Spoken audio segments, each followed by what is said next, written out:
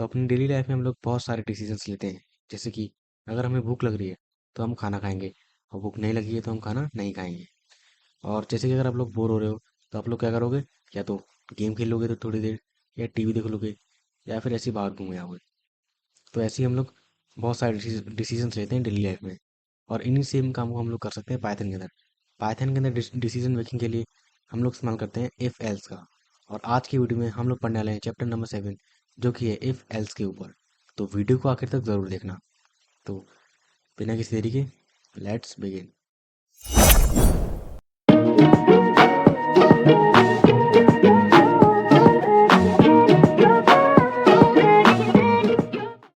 तो यहाँ पे मैं बना लेता हूँ चैप्टर नंबर 7। ठीक है, और ऐसे शिफ्ट राइट क्लिक करके वीएस कोड में खोल लेता हूँ। तो यहाँ पे मैं बना लेता हूँ if else dot P Y. ठीक है, तो if else dot P Y हमने बना लिया। अब मैं आपको एक्सप्लेन करता हूँ कि कंडीशनल्स होते क्या हैं। कंडीशनल स्टेटमेंट हमारे पाइथन में कौन कौन से होते हैं, इफ़, एल्स एंड एलिफ, ये 3 स्टेटमेंट होते हैं।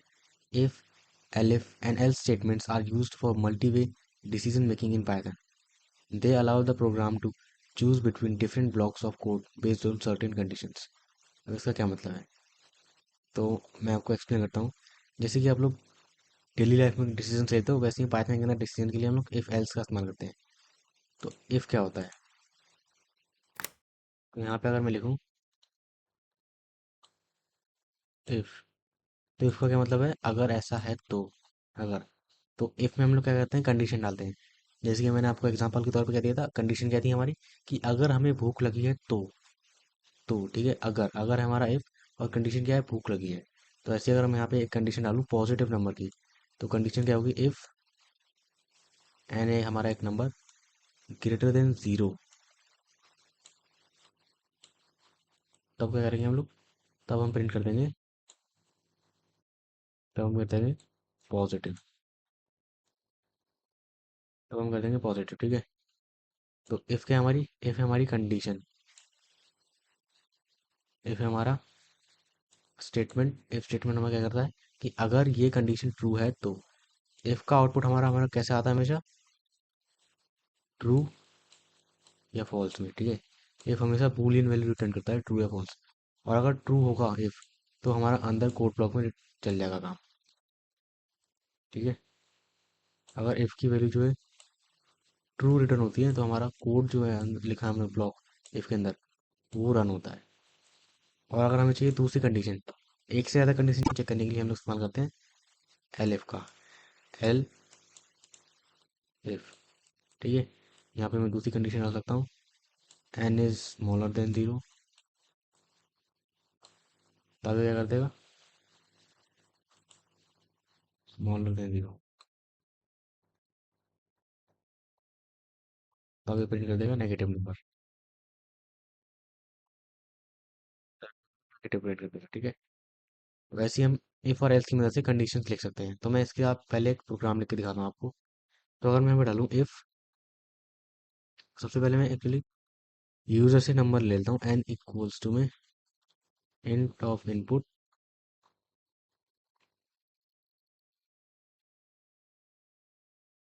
Enter the number.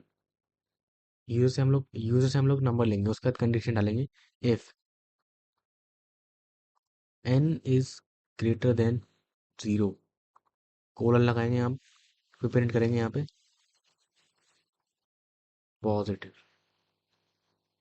ठीक है, उसके बाद हम लगाएंगे यहाँ पे elif n is smaller than 0,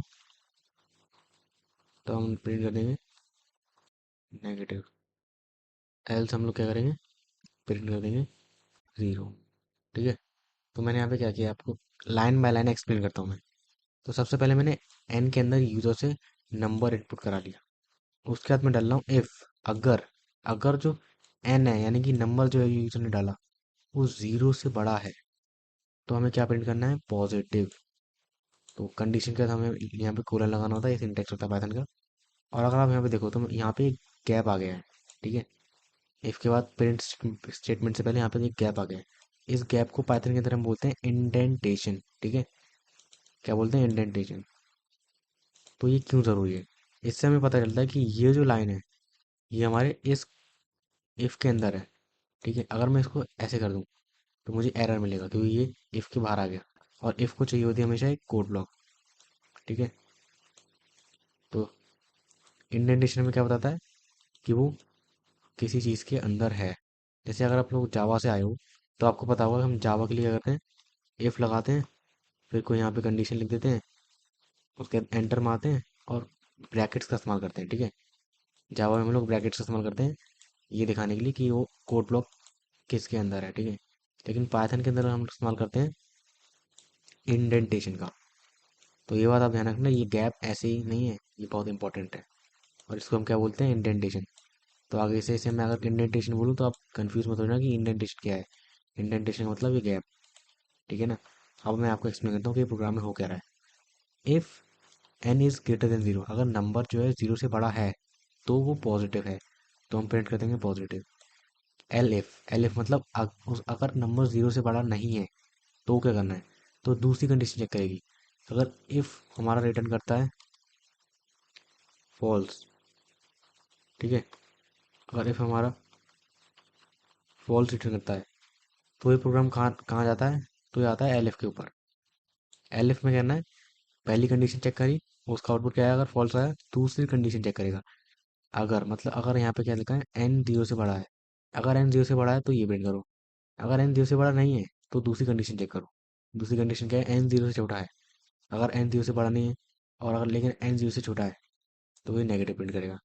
लेकिन अगर एन जीरो से छोटा भी नहीं है, ना जीरो से बड़ा है ना जीरो से छोटा है, जीरो है, तो जीरो प्रिंट करना है। एल्स क्या करेगा, जीरो प्रिंट कर देगा। एल्स यानी कि जब इफ एलिफ दोनों का जो हमारा वो है आउटपुट वैल्यू, रिजल्ट जो है फॉल्स में मिलेगा अगर, तो एल्स ब्लॉक रन होगा, नहीं तो एल्स रन नहीं होगा। अब इसका आउटपुट क्या मिलेगा, चलो देख लेते हैं। अगर मैं यहाँ पे नंबर डालूँ 23, तो पॉजिटिव मिला क्योंकि 23 पॉजिटिव होता है। अब मैं यहाँ पे डालता हूँ नेगेटिव का 9, तो नेगेटिव मिला क्योंकि -9 नेगेटिव नंबर है। अब मैं यहाँ पे डालूँ जीरो, अब मैं यहाँ पे डालूँ जीरो, ठीक है, तो मुझे क्या मिला, जीरो मिला। तो आई होप आपको समझ में आ गया होगा कि इफ एल्स होते क्या है। एक और बार आपको एक्सप्लेन करते हैं कि इफ एल्स होते क्या है। इफ एल्स क्या होता है हमारा, if else statements are use for multiple decision making python. If else का इफ एल्स का हम लोग इस्तेमाल करते हैं पाइथन के अंदर डिसीजन मेकिंग के लिए। ठीक है, यहाँ पे हम डिसीजंस ले रहे हैं कि अगर ऐसा है तो ये करना, और अगर ऐसा है तो ये करना, नहीं तो ये करना। ठीक है, ये डिसीजंस लिए हमने। तो आगे देखते हैं मैंने नोट्स में क्या लिखा है। रिलेशनल ऑपरेटर और कंपैरिजन ऑपरेटर्स। ठीक है, ऑपरेटर्स के बारे में बताया है। तो relational operators are symbols used in programming to compare two values or expressions. The result of relational operations is a Boolean value, either true or false. They are called relational because they describe the relationship between two values like greater than, equal to, etc. ठीक है, तो ये है हमारे relational operators, ये हमारे logical operators. तो जहाँ तक मुझे याद है कि मैंने आपको अपनी पाइथन की दूसरी या फिर तीसरी वीडियो में बताया था ऑपरेटर्स के बारे में सारे के सारे। ठीक है, हाँ शायद इसी में बताया था मैंने पाइथन वेरिएबल्स के बारे में, पाइथन वेरिएबल वाली वीडियो में सारे के सारे ऑपरेटर्स के बारे में। तो अगर आपने ये वीडियो देखी है तो आपको शायद पता होगा कि रिलेशन ऑपरेटर्स क्या होते हैं। मैं एक और बार आपको एक्सप्लेन कर देता हूँ। ठीक है, तो एक नई फाइल बना लेता हूँ मैं यहाँ पे, ऑपरेटर्स .py। तो सबसे पहले तो मैं यहाँ पे रिलेशन ऑपरेटर्स लिख लेता हूँ हमारे कौन कौन से होते हैं। ठीक है, तो तो यहाँ पे मैंने रिलेशन ऑपरेटर सारे के सारे लिख दिए हैं। ठीक है, तो रिलेशन ऑपरेटर होते क्या है एक्चुअली में, वो दो वैल्यूज़ के बीच में रिलेशन बताते हैं। ठीक है, क्या करते हैं, रिलेशन बताते हैं दो वैल्यूज़ के बीच में।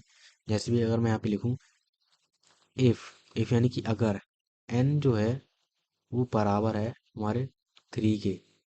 पहले मैं यहाँ पे एन की एक वैल्यू देता हूँ, एन इक्वल्स टू में 3। अगर एन 3 के बराबर है तो क्या करें, तो प्रिंट कर दें द नंबर इज 3। ठीक है, तो ये कर रहा है, कंपेयर कर रहा है। इक्वल टू रिलेशन ऑपरेटर्स को हम लोग क्या बोलते हैं, कंपैरिजन ऑपरेटर्स भी कहते हैं, ठीक है। तो यहाँ पे मैं लिख देता हूँ कंपैरिजन ऑपरेटर, ठीक है।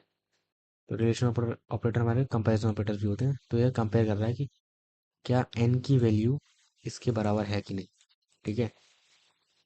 तो ये सारे रिलेशन ऑपरेटर्स होते हैं हमारे। एक एक करके आपको सारा एक्सप्लेन करता हूँ। इक्वल्स टू क्या चेक करता है कि दोनों वैल्यूज, ये और ये बराबर है कि नहीं। लेस देन क्या करते चेक करता है कि ये वैल्यू इससे छोटी है कि नहीं। ग्रेटर देन, ये वैल्यू इससे बड़ी है कि नहीं, ठीक है। इसको मैं व्हाइट बोर्ड में एक्सप्लेन करता हूँ आपको। तो यहाँ पे मैंने सारे के सारे ऑपरेटर्स लिख दिए हैं। तो इक्वल टू ऑपरेटर क्या करता है हमारा, ये चेक करता है कि ए जो है वो बी के बराबर है कि नहीं, ठीक है। ये दोनों वैल्यूज बराबर है कि नहीं, ठीक है। यहाँ डबल इक्वल टू लगता है। ये दोनों वैल्यू बराबर है कि नहीं, अगर बराबर होगा तो इसका आंसर क्या मिलेगा, ट्रू। नहीं तो मुझे मिल जाएगा फॉल्स। तो इक्वल टू क्या करता है हमारा, चेक करता है कि दोनों वैल्यूज बराबर हैं कि नहीं। अब हम बढ़ते हैं अगले ऑपरेटर पे, जो कि हमारा ग्रेटर देन। ग्रेटर देन क्या चेक करेगा कि अगर ए बी से बड़ा है कि नहीं। अगर बड़ा है तो मुझे ट्रू मिलेगा, नहीं तो फॉल्स देगा, ठीक है। ये सब तो आपने पढ़े होंगे, ये तो बेसिक नॉलेज है, ये तो आपको पता ही होगा। और ये है हमारा लेस देन। अगर ए बी से छोटा है तो ट्रू मिलेगा, नहीं तो फॉल्स मिलेगा। और ये क्या है, ए ग्रेटर देन इक्वल्स बी। इसका क्या मतलब है कि या तो ए उस बी से बड़ा है या उसके बराबर है। अगर बराबर है तो भी ट्रू मिलेगा और बड़ा है तो भी ट्रू मिलेगा, नहीं तो फॉल्स मिलेगा। अब less than equals to, a less than equals b. इसका क्या मतलब, या तो ए बी से बड़ा है मतलब छोटा है, या उसके बराबर है। अगर छोटा है तो ट्रू मिलेगा और उसके बराबर है तो भी ट्रू मिलेगा, नहीं तो फॉल्स मिलेगा। और लास्ट है हमारा not equals to. Not equals to क्या करता है, ये चेक करता है कि ए और बी दोनों इक्वल हैं कि नहीं। अगर इक्वल नहीं है तो ट्रू मिलेगा, और इक्वल है तो फॉल्स मिलेगा। चलो इन सब के ऊपर एक एक प्रोग्राम लिख के दिखा देता हूँ मैं, ठीक है। तो इसको हटा के सिंपली प्रिंट स्टेटमेंट, पहले यहाँ पे दो वेरिएबल ले लेता हूँ, ए और बी, ठीक है। ए इक्वल्स टू में 54 रख देते हैं, बी इक्वल्स टू में 23 रख देते हैं। अब सिर्फ प्रिंट स्टेटमेंट का इस्तेमाल करके मैं चेक करूँगा कि सही है कि नहीं। सबसे पहले ए इक्वल्स बी, ट्रू मिलेगा या फॉल्स। फिर same print A greater than B, print a smaller than B. तो यहाँ पे मैंने सारे के सारे प्रिंट स्टेटमेंट लिख दिए हैं। मैं इसे चला के दिखा देता हूँ, ठीक है। अब हम कंपेयर करते हैं साइड बाय साइड। तो सबसे पहले मैंने क्या चेक करा, ए और बी बराबर है कि नहीं। ए और बी बराबर है क्या, 54 और 23 बराबर है, नहीं। तो इसने मुझे कह दिया फॉल्स दे दिया, इसलिए क्योंकि वो दोनों बराबर नहीं है। उसके बाद है ए ग्रेटर देन बी, क्या ए बी से बड़ा है, हाँ है, तो ट्रू दे दिया इसने। फिर चेक करा ए स्मॉलर देन बी, क्या ए बी से छोटा है, नहीं है, तो फॉल्स दे दिया इसने। क्या ए बी के बी से बड़ा है या उसके इक्वल है, तो इसलिए मुझे इसने ट्रू दे दिया क्योंकि ए बी से बड़ा है। क्या ए बी से छोटा है, नहीं, या उसके बराबर है, नहीं, तो इसलिए फॉल्स मिला। क्या ए बी के बराबर नहीं है, तो इसने ट्रू दिया क्योंकि ए और बी दोनों अलग अलग है। तो यही होते हैं हमारे रिलेशनल ऑपरेटर्स। आई होप आपको समझ में आ गए होंगे अब, ठीक है। किसी को कोई भी डाउट हो तो मुझे कमेंट में बता देना, मैं दोबारा से आपको सारे के सारे ऑपरेटर्स एक्सप्लेन कर दूंगा। या फिर आप मेरी इस वीडियो को दोबारा देख लेना, तो हो सकता है आपको अच्छे से और समझ में आ जाए।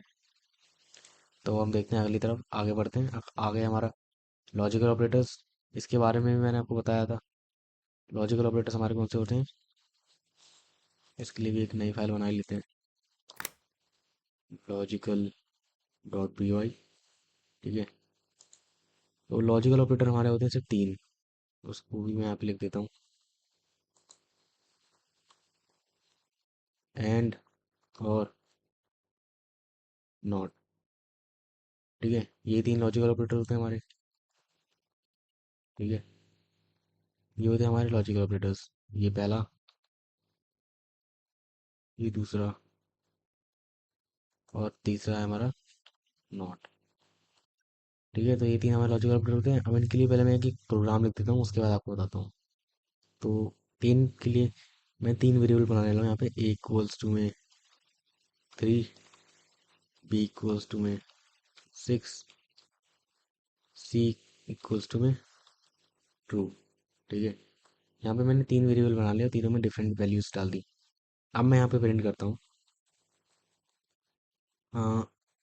ए greater than equals to B and A greater than B. ठीक है, या ए इक्वल्स इक्वल्स बी। फिर मैं लगा देता हूँ दूसरी कंडीशन, मतलब दूसरा print statement, a smaller than B और ए ग्रेटर देन बी।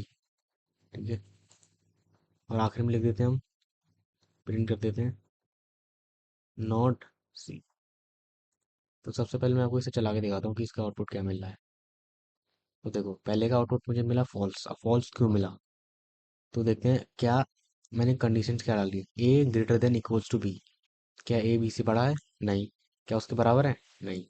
तो इसका आउटपुट मुझे क्या मिला, इसका मुझे मिला फॉल्स। अब दूसरी कंडीशन चेक करते हैं, क्या ए बी के बराबर है? नहीं। तो इसलिए मुझे फॉल्स मिला। तो एंड ऑपरेटर क्या करेगा, इन दोनों कंडीशंस को चेक करेगा। अगर दोनों कंडीशंस का जो हमारा आउटपुट है वो ट्रू आता है तो वो ट्रू रिटर्न करेगा। लेकिन अगर हमारा इन दोनों कंडीशंस का जो आउटपुट है वो फॉल्स है तो हमें फॉल्स रिटर्न करेगा, क्योंकि एक कंडीशन गलत है तो ये फॉल्स रिटर्न करेगा, और दूसरी कंडीशन सही है तो ये फॉल्स ही रिटर्न करेगा। ठीक है, अगर मैं यहाँ पे डाल दूँ ए स्मॉलर देन बी, ठीक है, तो क्या मिलेगा मुझे बताओ। क्या मुझे ट्रू मिलना चाहिए, क्योंकि ये तो बड़ा ये छोटा है? नहीं मिला, फॉल्स मिला। फॉल्स क्यों मिला, क्योंकि एंड का मतलब है दोनों कंडीशंस ट्रू होनी चाहिए तभी ट्रू मिलेगा। अगर एक कंडीशन भी फॉल्स है तो मुझे फॉल्स ही मिलेगा। ठीक है, और ऑपरेटर क्या करेगा, जस्ट एंड का अपोजिट। अगर इन दोनों में से कोई एक भी कंडीशन ट्रू है तो मुझे ट्रू दे देगा। अब क्योंकि ए जो है वो बी से छोटा है तो इसलिए उसने मुझे ट्रू दे दिया, क्योंकि एक कंडीशन ट्रू हो गई, बस इतना बहुत है इसके लिए। एक ट्रू हो गई तो ट्रू दे देगा। लेकिन एंड क्या करेगा, दोनों ट्रू होनी चाहिए तभी ट्रू देगा, नहीं तो फॉल्स दे देगा। अब देखते हैं नॉट सी। नॉट सी ने क्या किया, फॉल्स दे दिया। और फॉल्स क्यों दिया, देखो सी के अंदर मैंने ट्रू क्या स्टोर कर रखा है, ट्रू, जो कि एक बूलियन वैल्यू है। और नॉट क्या करेगा, वो बूलियन वैल्यूज को वो क्या करता है, पलट देता है, यानी कि रिवर्स कर देता है। अगर मुझे ट्रू ट्रू लिखा है यहाँ पे, नॉट सी का मतलब ट्रू को रिवर्स करके फॉल्स कर दो। अगर मैं यहाँ पे फॉल्स लिख दूँ, ठीक है, उसके बाद इस प्रोग्राम को दोबारा से रन करूँ तो इस बार मुझे ट्रू मिलेगा। तो इस बार मुझे ट्रू मिला। तो नॉट क्या करता है, वो वैल्यूज़ को, बूलियन वैल्यूज़ को फॉल्स का ट्रू और ट्रू का फॉल्स कर देता है। चलो अब हम देखते हैं आगे हमने नोट्स में क्या लिख रखा है। Note, there can be any number of elif statement और last else is executed if all the conditions inside elif fails. ठीक है, तो मैंने क्या लिख रखा है यहाँ पे, नोट करने की चीज़ें देखो ये, कि हम अपने प्रोग्राम में कितने भी एलिफ लगा सकते हैं। यहाँ पे मैं कितने भी, यहाँ मैंने एक इफ लगाया, उसके बाद एक एलिफ लगाया। मैं कितने भी इफ और एलिफ लगा सकता हूँ, इन्फिनिट। इसका कोई नंबर नहीं है कि आप दो से ज़्यादा नहीं लगा सकते, तीन से ज़्यादा नहीं लगा सकते। जितने चाहो उतने लगा सकते हो।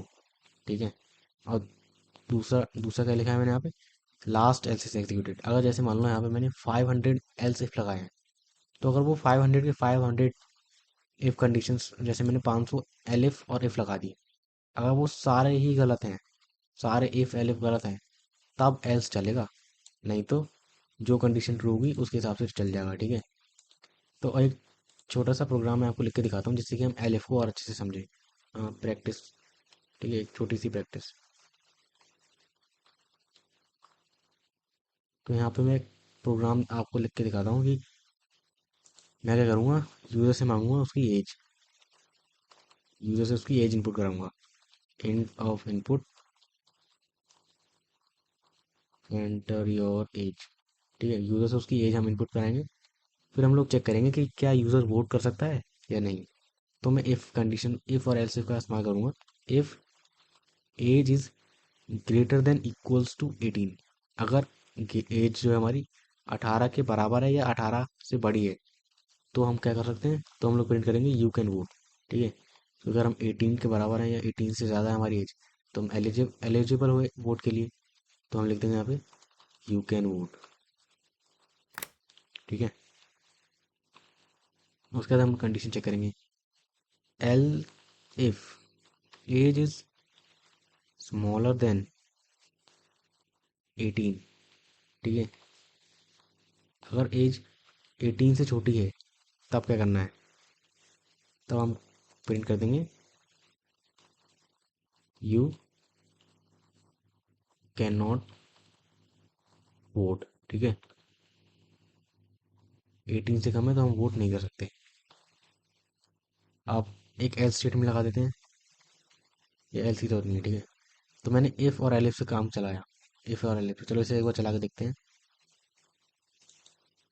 अगर मैं एज डालूंगा अपनी 22, तो इसमें बोला यू कैन वोट। दोबारा चलाते हैं, इस बार मैं एज डालता हूँ अपनी 3, यू कैन नॉट वोट। अब आता है यहाँ पे ट्रिक क्वेश्चन। ठीक है, अगर मैं क्या करूँ,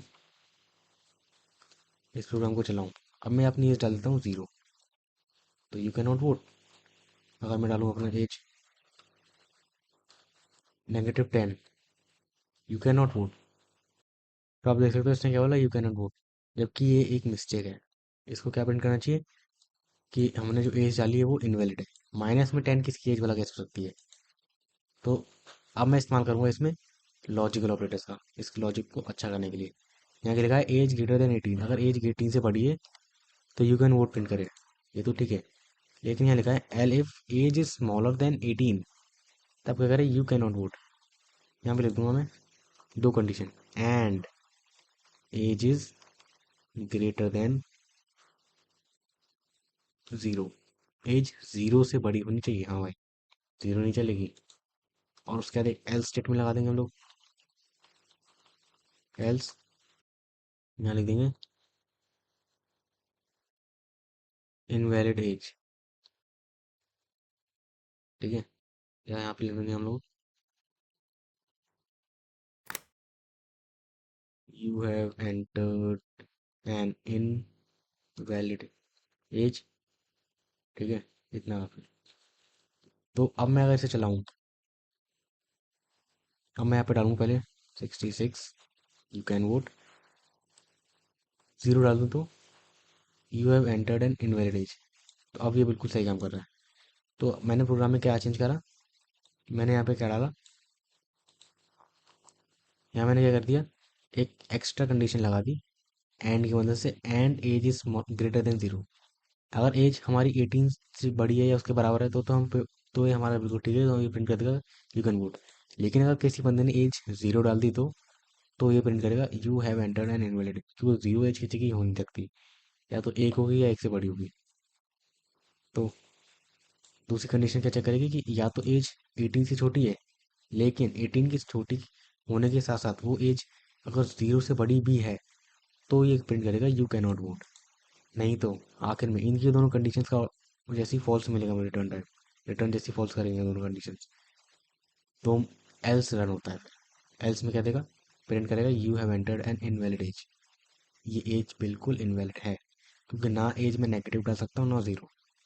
ठीक है, तो आई होप आपको समझ में आ गया होगा एल्स इफ स्टेटमेंट का हम रिलेशनल लॉजिकल ऑपरेटर के साथ कैसे इस्तेमाल कर सकते हैं। ठीक है, तो आई होप आपको ये चैप्टर अच्छे से समझ में आ गया होगा। अगर आपको कोई भी डाउट है, तो आप मुझे कमेंट करके ज़रूर बताना। ठीक है, मैं आपके सारे डाउट्स के लिए एक न्यू वीडियो बना दूंगा, जिसमें आप जो भी डाउट पूछोगे उस सबका मैं जवाब वहाँ पे दे दूंगा। तो अगर आपको कोई भी डाउट है तो कमेंट ज़रूर करना मुझे, मैं उसके लिए एक और वीडियो अपलोड कर दूंगा। तो आई होप आपको समझ में आ गए होंगे इफेक्ट्स क्या होते हैं, और ये प्रोग्राम भी आपको अच्छे से समझ में आ गया होगा। तो अगर आप लोगों ने अभी तक मेरी इस प्लेलिस्ट को एक्सेस नहीं किया है, तो इस प्लेलिस्ट को एक्सेस ज़रूर करना, और इसे यहाँ क्लिक करके बुकमार्क भी कर लेना। और अगर चैनल पर नए हो तो चैनल को सब्सक्राइब करना मत भूलना, और बेल आइकन को हमेशा ऑल पे सेट करना है, जिससे कि आपको मेरी सारी की सारी वीडियोस जल्द से जल्द मिल सके। तो अब मैं आपसे मिलूंगा इस चैप्टर के प्रैक्टिस सेट को सॉल्व करते समय। तब तक के लिए बाय बाय।